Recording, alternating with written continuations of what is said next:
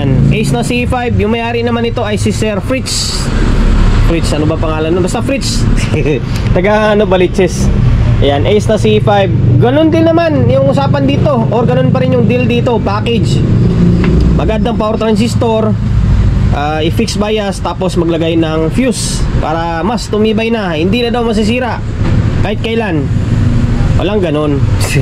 Walang ganun, walang bagay na hindi nasisira. Kumbaga maibsan lang yung pagkasira, mapiprevent kahit papaano, titibay ng konti. Okay? Ngayon, working naman ito eh. Ay, nakakabit na speaker to ah. Although kanina medyo basag-basag yung tunog dahil doon sa may switch lang. Ginalaw lang natin yung switch eh. May input yan.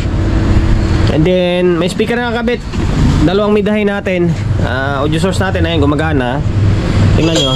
Ay, meron siya oh. Diba? No, working na working siya oh. By the way, salamat. Maraming salamat kasi sa suporta nyo. Kahit pa paano, kahit ganitong Ace lang eh, may gawa tayo, di ba? Okay, sabihin na naman ng iba dyan, puro tayo tikal. Tanggalin natin takip, tapos pasadahan natin. Bali, general cleaning na yung gagawin natin dito. Yan, naligo na ng agyo to. Mukhang nung nabili ito, hindi pa nakatikim ng linis to ah. Okay, ito yung kabuang laman loob niya. Ang supply pala nito ay 80. 80, 40, 0, 40, 80. 80 volts yung high rail. Low rail niya is 40. Okay, ayan. Ngayon, gagawin lang naman natin dito ay, tulad dito may slot siya, bakante. Ayan, bakante. Dadagdagan natin yan ng isang pares para makompleto na. Mawawala yung slot dito. Tapos ito, fixed bias natin to. Yan, fixed bias natin. Same din dito, fixed bias to. Tapos maglagay tayo ng fuse dito. Okay? Ito, maglagay tayo ng fuse. Ngayon, wala na patubig-tumpik. Diretso na, pasada na. Baklasin na natin to. Baklas ko na yung dalawang board. And then ito, kahit paano, binras-bras ko na rin to. Luminis-linis na. Kanina, grabe, namaha yung agyo. Ito, bali dagdagan natin to. A1943 C5200 isang pares. Tapos kapag magdagdag ka ng transistor dyan, need mo magdagdag ng bloke rin dito. Yan, bloke 0.33, 0.25 hanggang 0.47 pwede. Yan, same din dito. Ay, kulang din ng isang slot to. Dadagdagan din natin to, magdagdag ng bloke. Tapos ano ba kulang dito, fix bias natin to 501 na trimmer, fix natin yan, fix natin to. Okay, pasada tayo, dagdagan natin ang output. Tapos fusible resistor muna or bloke. Nagdagdag na ako ng output. Ito siya, yan. Inulit ko C5200 din A1943 ito. Ito yung mahaba yung paa nya. Ayan, tapos 0.33. Okay, 0.33, 0.25 pwede dyan hanggang 0.47. Okay, ayan, para makompleto yung pagdagdag mo ng output. Kasi pag walang bloke yan, yung emitter niyan wala. Okay, ayan o. Kompleto na, wala nang slot. Diba? O, wala nang slot o. Ngayon, next move ay ito, itong trimmer naman. Tanggalin natin yan.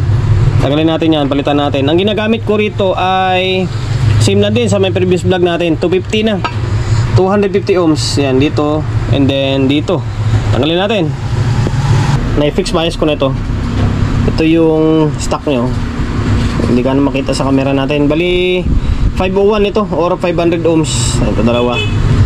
Okay, same lang din yung value na ginamit natin. Katulad sa may previous vlog natin. 250.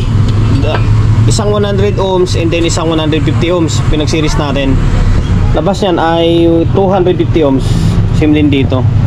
Okay, 250 ohms, 100 ohms and then 150 ohms. Pinag-series natin.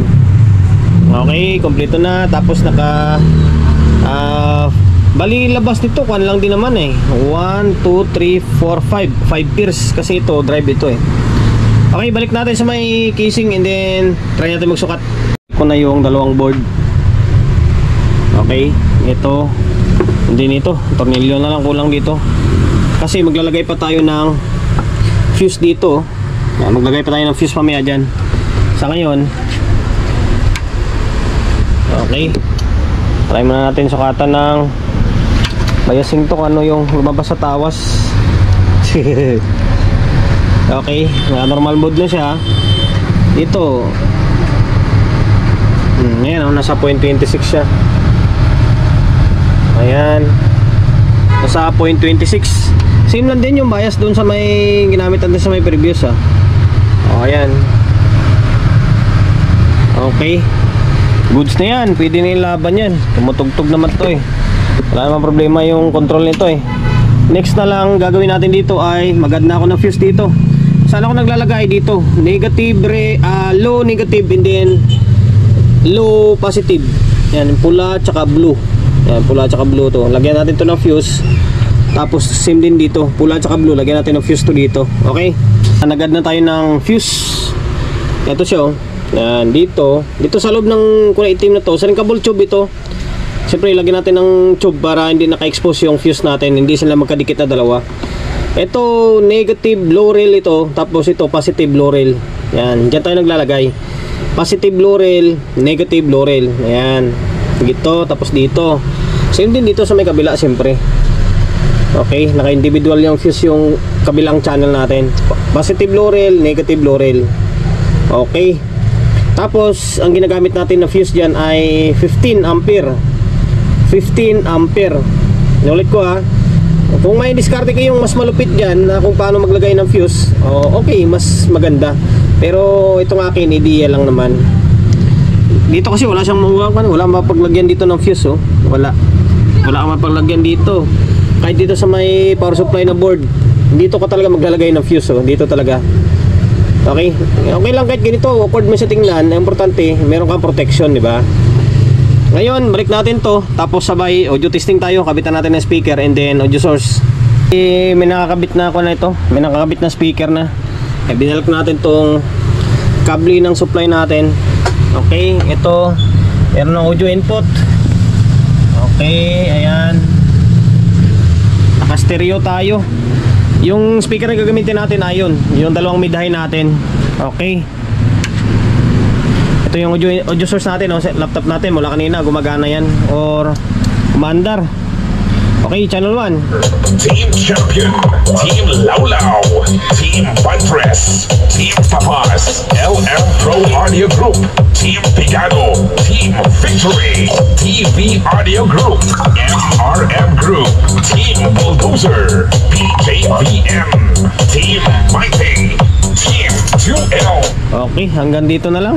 Okay na yan, working na Wala namang problema yung audio nito. Yun lang, pinatibay lang natin. Balikan natin yung pinaka-issue or pinaka-concern ni Bossing. Dadagdagan ng output. Ayan, check. Ito, dinagdagan natin. Isang pares dito, isang pares dito. Tapos, siyempre, magdagdag ka ng output. Magdadagdag ka ng bloke. Ayan, check. Check. Ayan, ayan. Tapos, dito, isang pares. And then, sabi daw, fixed bias. Check. Fixed bias. Ayan, Ayan, 250 ohms. Yan, 250 ohms. Tapos, sabi, lagyan ng fuse. Okay, lagyan natin ng fuse. Ayan siya, check ulit. Okay, 15 ampere ang nilagay natin ng fuse. Okay na. Sir Fritz ng Novaliches. Bali, okay na tong Ace na C5 mo. Maraming salamat sa pagkakatiwala mo ng unit mo rito sa akin. And then, sana nakapagbigay ulit idea tayo sa mga kapwa natin technician na medyo bago-baguhan lang sa mga veterano kuha na lang sa kanila to. Basic lang sa kanila ito. Kung paano patibayin yung Ace na CE5. Okay? Ayan, promotion bago tayo magtapos. Syempre, shop natin, Solid G Electronics Repair Shop, number 61 Don Julio Gregorio Street sa Uyo Road sa Uyo, Quezon City. Social media pages natin sa mga hindi pa nakapag-follow, paki-follow, and then syempre paki-share ang video natin sa my Facebook, YouTube channel. Sa mga hindi pa nakapag-subscribe, paki-subscribe, like, share, and then syempre paki-hit na bell button sa gilid para updated ka sa mga susunod na video na i-upload ko. Ingat, God bless, and then peace atin lahat.